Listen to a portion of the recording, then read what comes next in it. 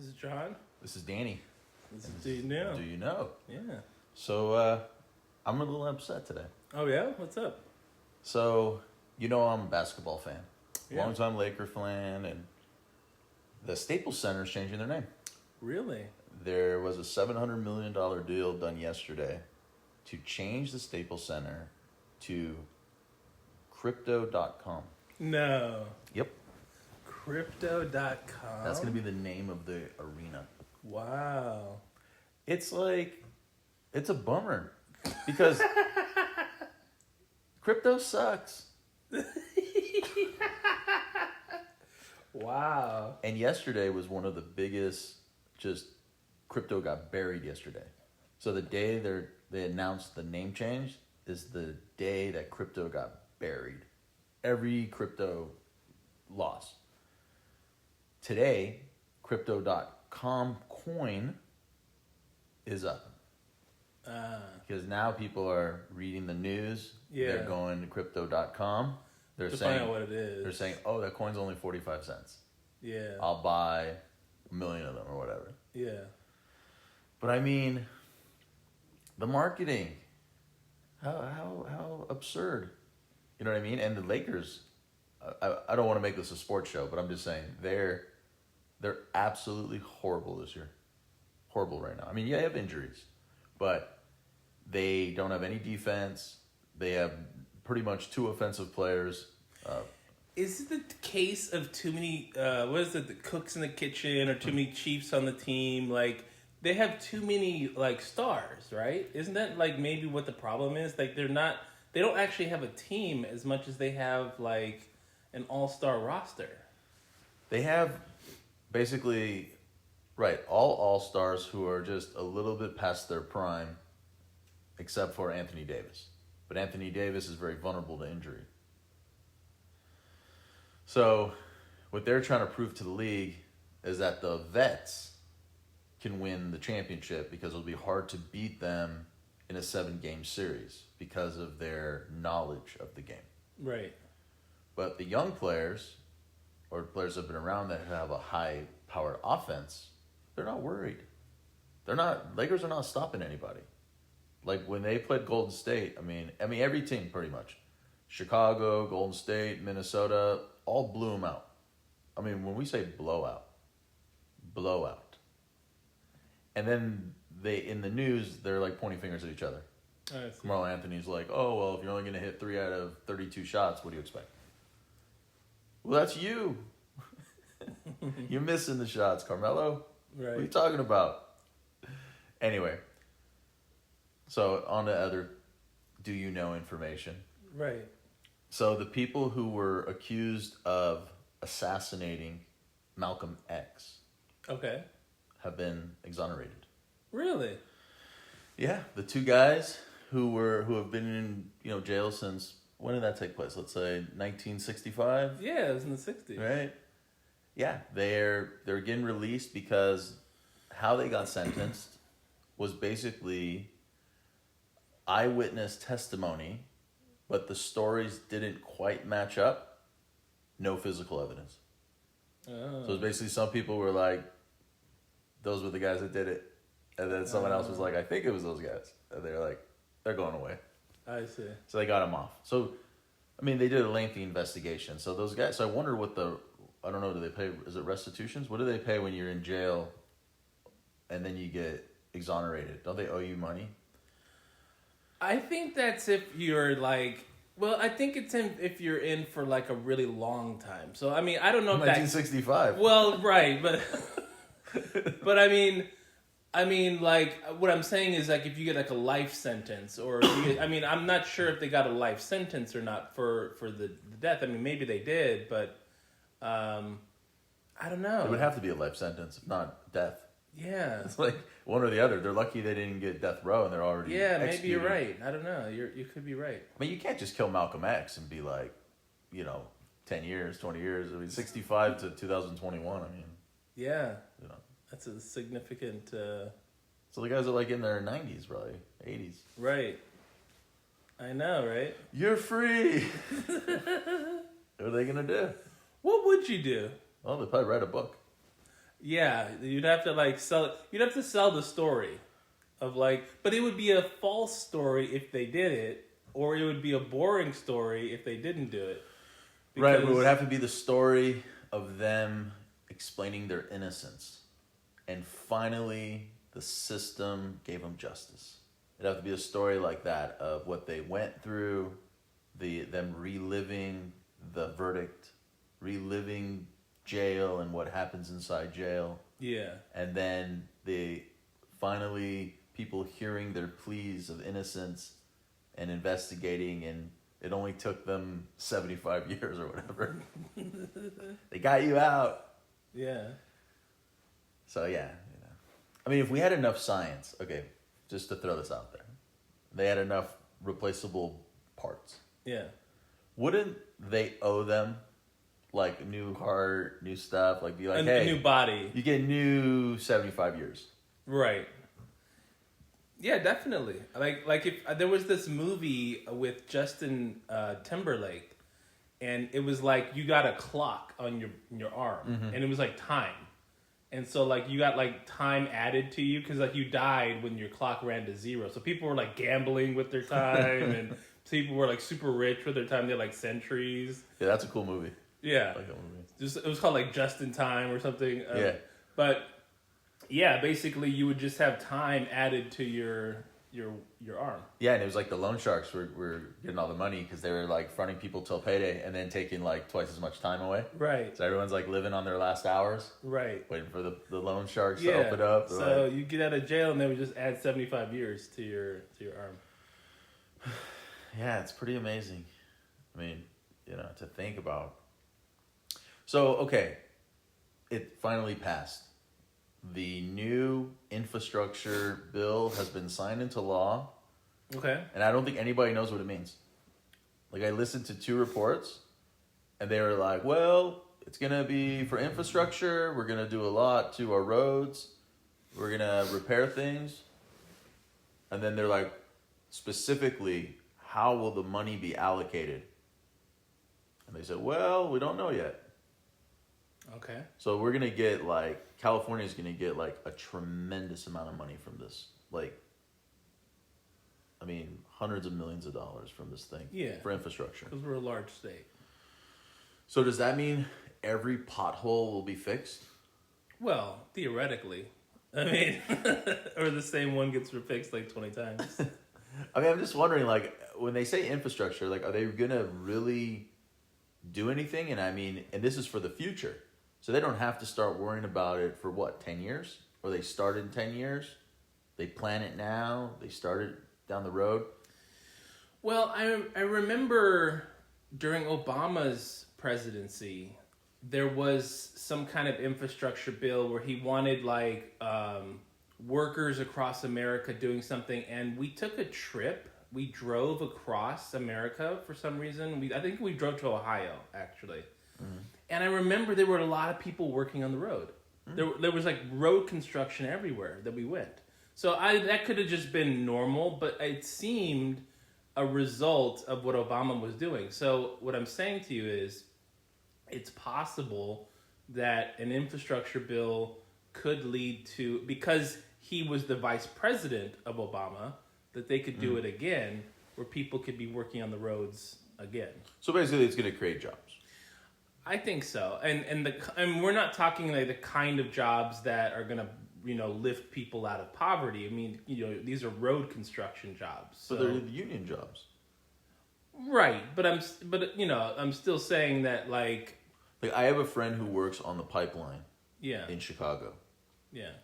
And they make $50 an hour, something like that, in their union, for just But that's dangerous work.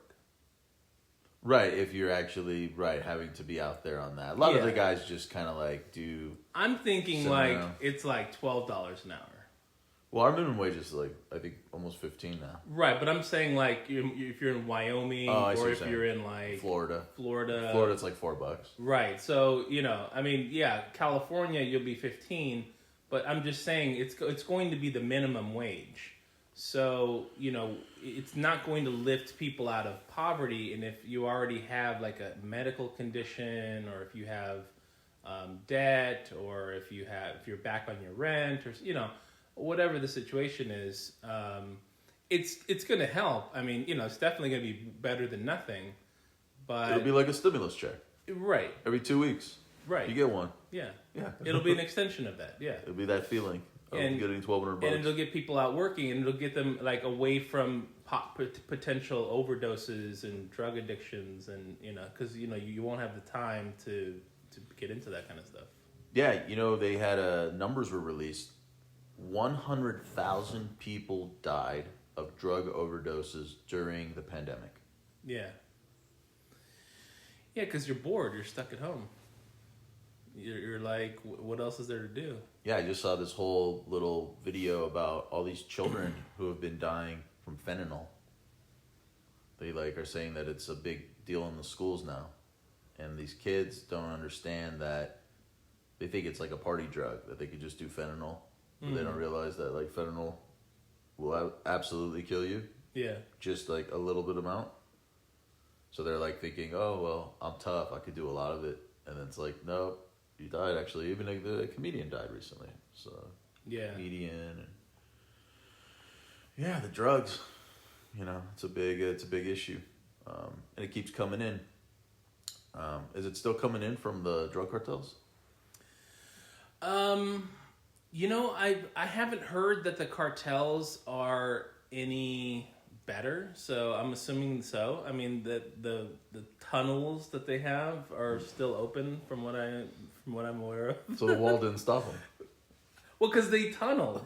You know what I mean? Like they originally came by tunnel anyways. They never walked across the land anyways. So they were, because remember that's how the El Chapo, he got tunneled out of jail. That was a clue as to their ability. They basically were able to underground find his cell. Wow. And just go okay, we're here. So that's how good they are at tunneling. Man, they have really good tunneling skills. Yeah. You always think of Shawshank Redemption. Right. You know what I mean? He tunneled his way out of there. He's a tall guy. Yeah, he's 6'4", I think. Yeah, has he done any other movies since then?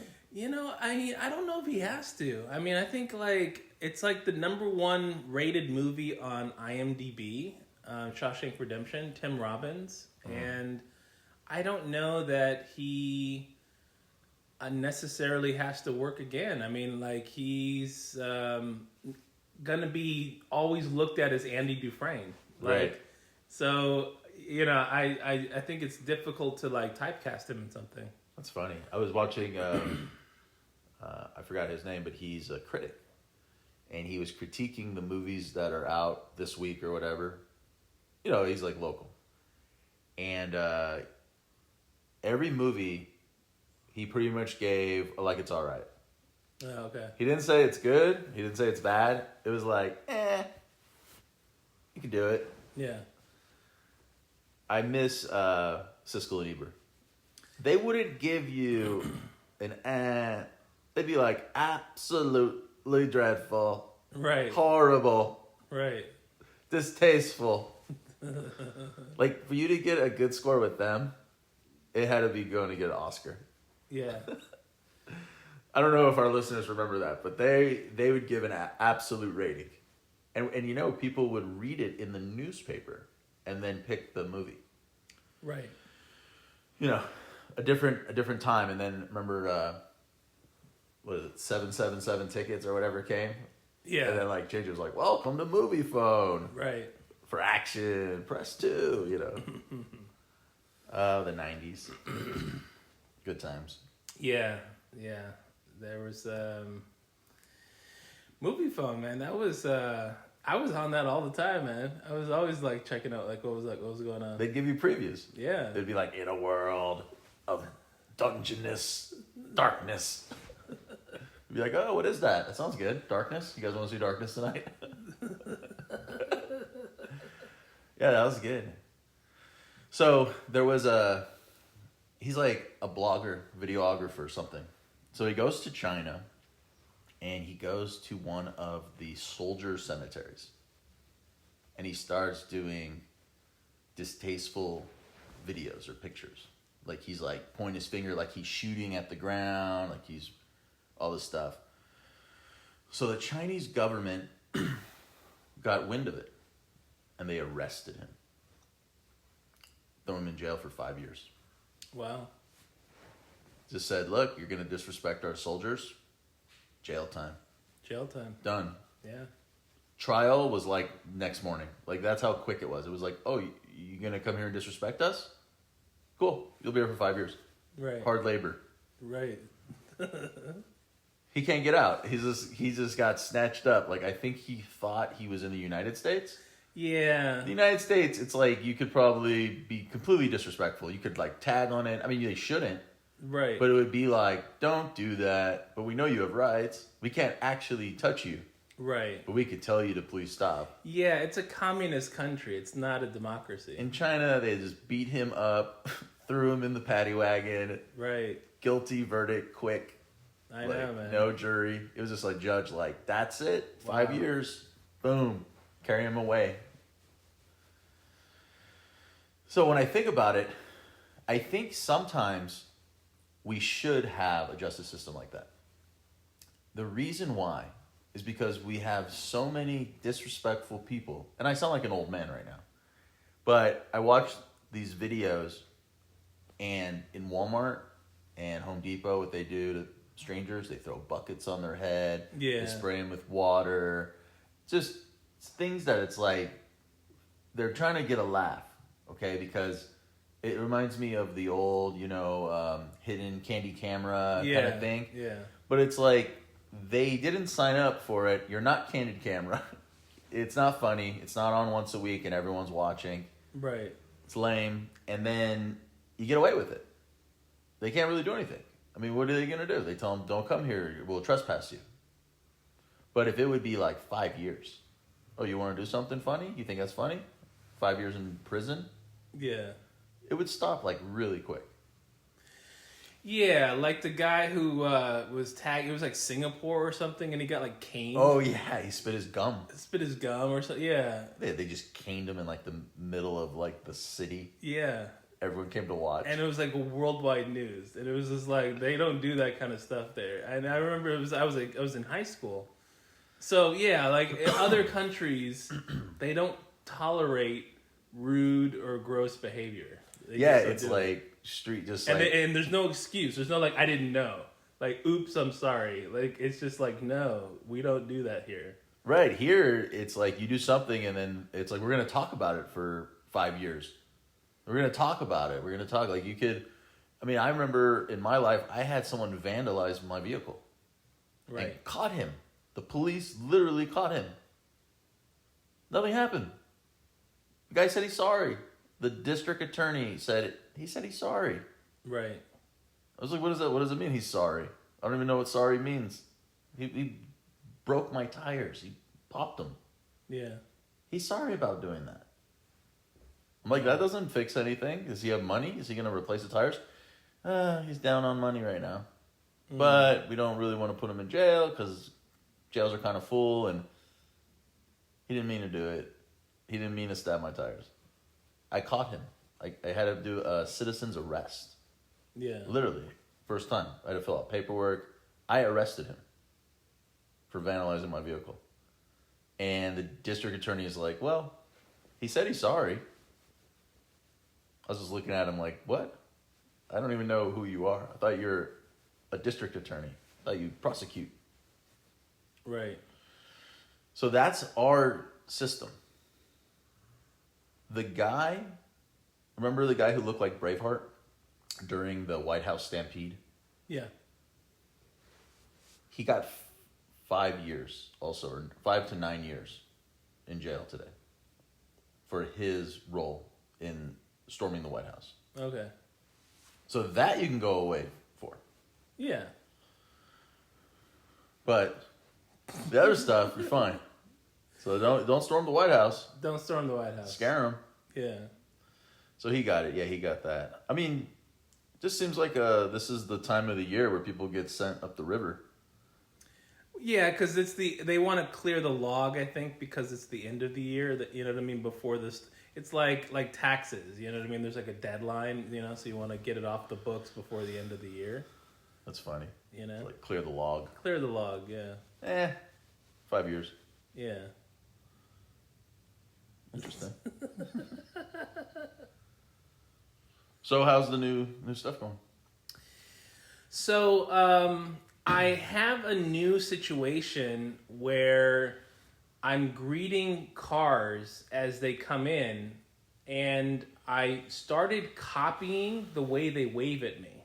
So, for example, I first started doing a Native American. I'm describing this so people who are listening will do this. So I'm showing Danny, what I'm doing. So I started doing the Native American how, like the number 5 sign, like hi, how are you, And I noticed that they were raising their fingers up, on their steering wheel.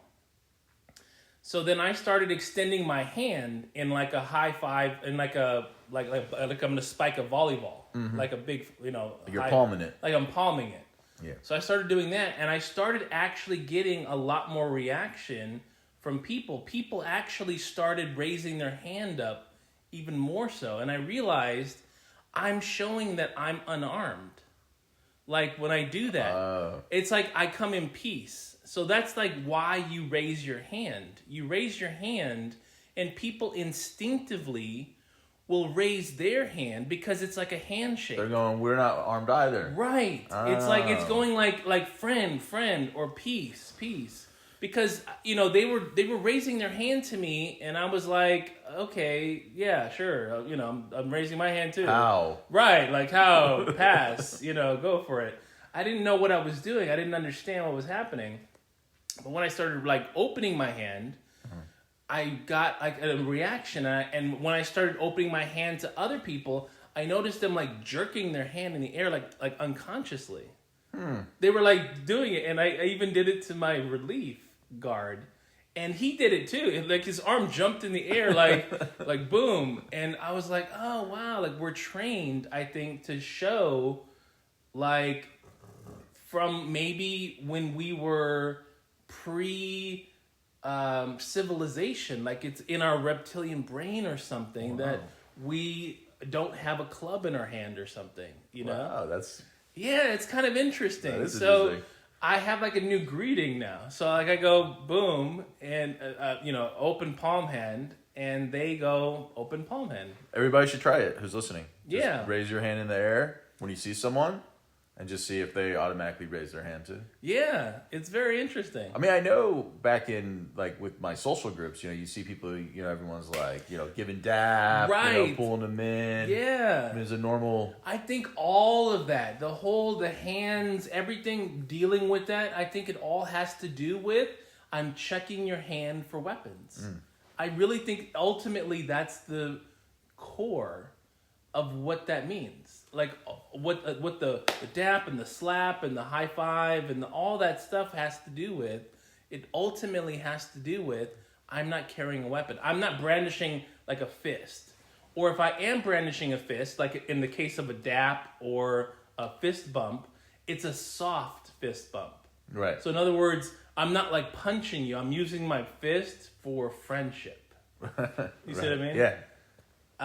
Interesting. Yeah. So, I have a lot of time to think. Right. Well, yeah, but that's a cool little perspective. Yeah. And that you're making, people around you feel more confident, or, able to open up. Like you said in the beginning, if they're just lifting their fingers a little bit, they're nervous, they don't know what to do. And now Right. they're opening up a little bit. Eventually, they'll probably bring you some snacks, it'll start turning into a Right. regular thing, because now they know you're safe. Right.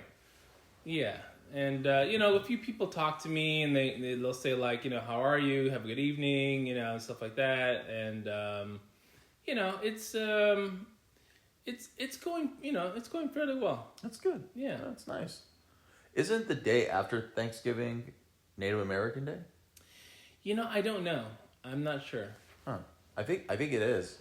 Yeah. I think it is. Something like that. Because remember, it's like Thanksgiving's kind of a bad celebration.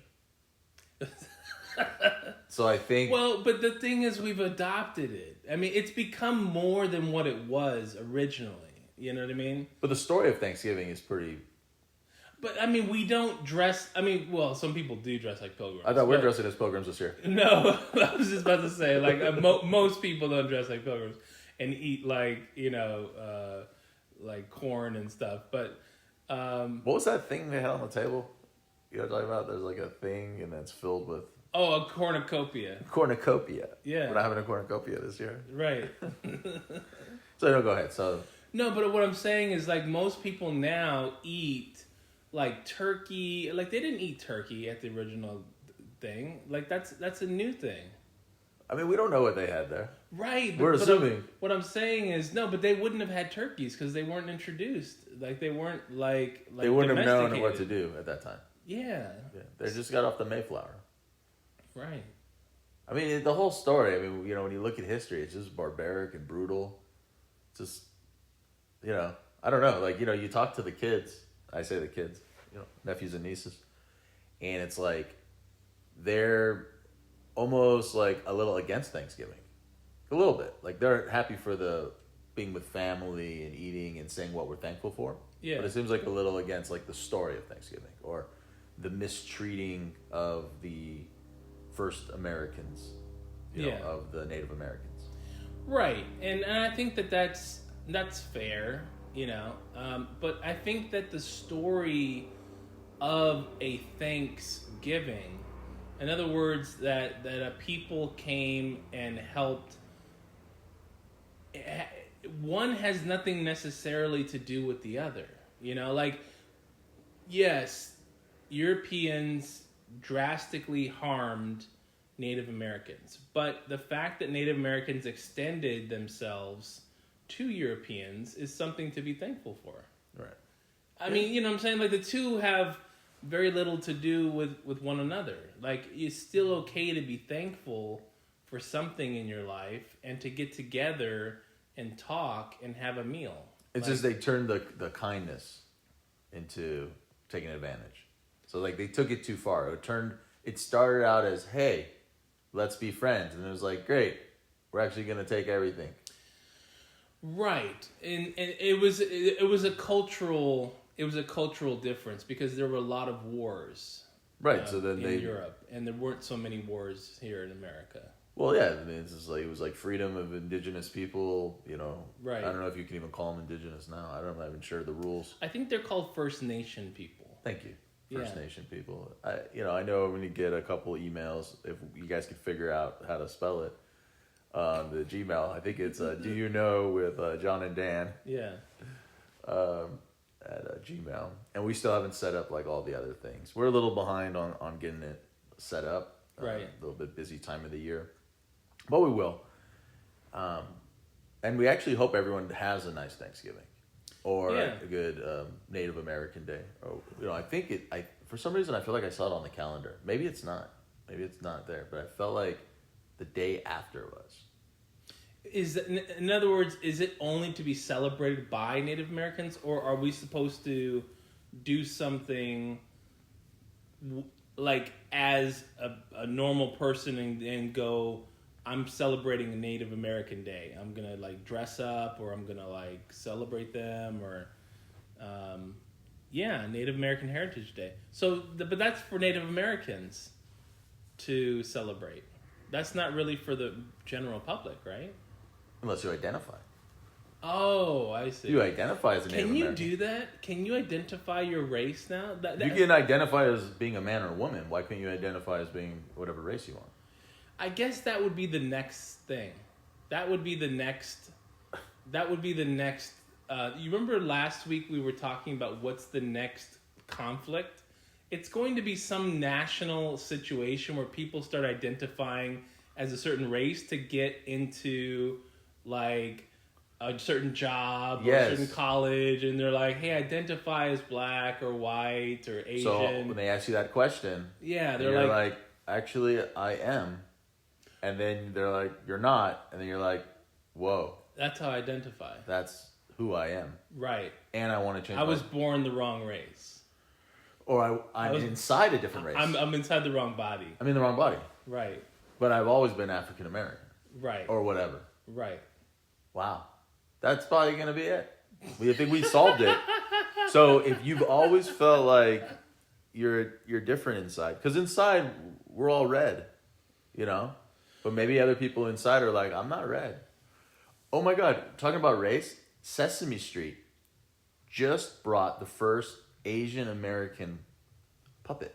Yeah. I didn't know there was race on Sesame Street. Like what? I know they're all monsters. Well, I'm just saying, like, what's orange? What's yellow? What's green? Right. But they literally brought Asian American puppet into Sesame Street to try to diversify Sesame. Yeah. I think it's a bad move. Well, I think, wasn't there an Asian, like, actress? I thought one of the, like, people on there was Asian. Because I know there was a couple of black, a couple of well, you Puerto only have certain characters. You have Big Bird. No. I'm not talking about the Muppets. I'm not talking about the Muppets. I'm talking about the actors, like the humans. Oh, I don't know the actors. Yeah, the humans that were there. I know Elmo got fired. Right. Because he got out of line. Yeah, there was some like stuff going on. But remember there were actually people who lived in the neighborhood. There were people that lived in Sesame. Yeah. I'm calling it Sesame. It might not be called Sesame. Well, because it's Sesame Street. They lived on Sesame. Because we live on Beeler, so it's like, you know. I mean, I think they live on Sesame. So there was Muppets and people living together? Yeah, there were people who, like I'm trying to think of one of their... Maria was one of their names. So like Maria and Gordon was another one. So Gordon and But Maria, they would walk around with the puppets? Yeah, Maria was Puerto Rican and Gordon was black. Okay. And so I think they'd never had but I'm thinking they did actually have an Asian man who was like on the show. Okay. I think. Well, now they've clearly made a new person moved into Sesame Street, and it's Asian American. Okay. And I'm fine with it, but I still think that I'm not sure if this is the best way to raise the children. So, like, I know a lot of parents are busy. They gotta work all day, then they gotta cook and clean and go to sleep and do it again. So they pop the kids in front of Sesame Street. They're like, look, you're gonna learn something. They gotta freaking count, right? Are they learning the right thing? Well, I think because of the Asian hate. You know what I'm saying? I think they're trying to... I mean, I don't know where this is all coming from. Probably because kids don't hate. No, but that's my point. Somewhere between adulthood and kidhood, they begin to hate. So the question is where? When they get bullied. Whenever the bullying starts is when they start hating, because no one likes to be bullied. But Asians don't bully people. Yeah, they do. You think so? Absolutely. I remember one of my bullies as a kid was Asian. Oh. I was bullied by an Asian guy. Oh, okay. I still remember that. And he was kind of the little, brat in the neighborhood. But what's funny is he acted the most gangster, but he was the richest. Oh, okay. So it never made any sense. It was like, you act like you're so hood, you have the biggest house out of anybody. Right. It's like, I live in an apartment. I mean, I'm just saying, like, it's like, if anyone's hood, come to my place. Got a dog running around. I mean, I'm just saying, like, it was a fun childhood. But, you gotta know your area. You know what I mean? That area now that I grew into is not hood at all now. That's like one of the most bougie LA neighborhoods you could live in. I mean, just multi-million-dollar houses. When I lived there, it wasn't like that. I mean, it was a little more just up and coming. It was still close enough to, the kind of like, what do they call it? Miracle Mile. Yeah. Which was kind of run down at the time. They fixed the Miracle Mile. They put museums and they put a lot of money into the infrastructure. Right. But back in like the 80s and 90s, that was like more of a rough kind of place to grow up. Like you wouldn't want to walk down Wilshire and Normandy, in like 1989 at like 10 at night. Right. It was a different time then. Or, down by Vermont and Western and all that. I mean, it was rough. It was kind of more of a gang, prostitute kind of area. Yeah. Now it's nice, super nice. So if you live there, congratulations. Probably live in an old place. It's really expensive because a lot of the buildings are real old. Yeah. But it's still a nice part of town. And then you're close enough to the zoo and the Walk of Fame and Hollywood and Highland and all that interesting stuff that they've built up. Yeah. Yeah. So that's a little LA information if you haven't been here in a long time. That area is now nice. Nice. You know? Yeah. All right, anything else? No, I think that's it. All right, well, this is Dan. This is John. And we'll see you next time. Peace.